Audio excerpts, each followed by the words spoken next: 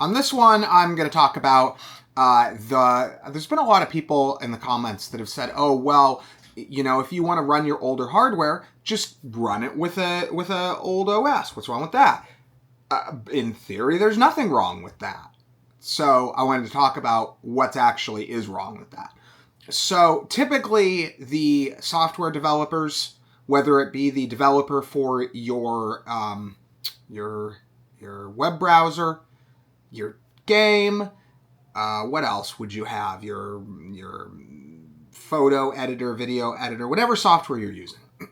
Eventually, and it really depends. I'm guessing we're looking pretty good on Windows 10 support for the time being.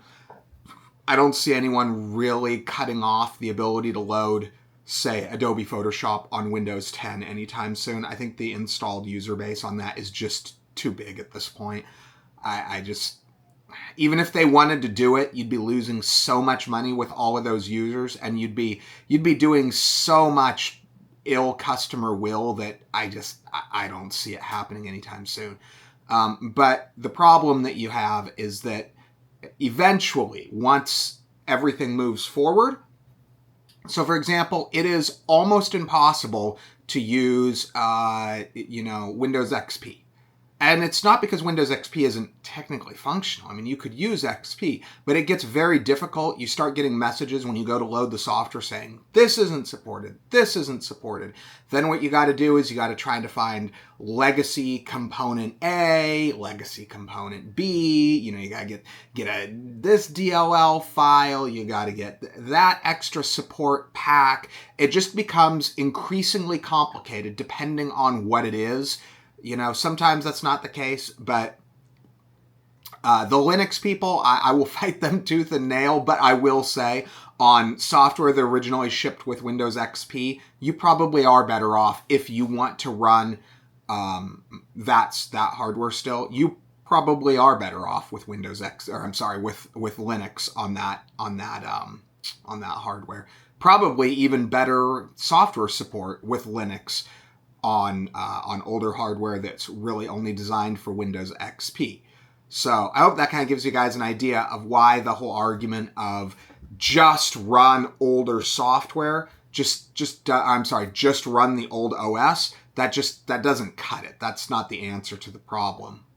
You really need a reasonably modern OS, and typically with Windows, modern is really only going to be talking about maybe one generation prior, but you'll have what happened with Windows 10 was that, so when Windows 10 was released, Windows 8, we never did Windows 9. Windows 9 was Windows 8.1. That's how they calculated. So we never actually had a Windows 9. It just went straight from Windows 8.1 to Windows 10.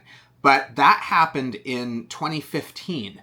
So that was 10 years ago, right? So by the time you were, say, 5 years into Windows 10, all the support for everything on Windows 8 and Windows 7 had been dropped because Windows 10 had been around for so long at that point that it was so thoroughly adopted. So that's what you're going to have with Windows 11, I think. At some point, you're going to start seeing that drop of support for Windows 10, both on Microsoft's part and the part of hardware and software vendors, that it's going to be impossible to use anything other than 11.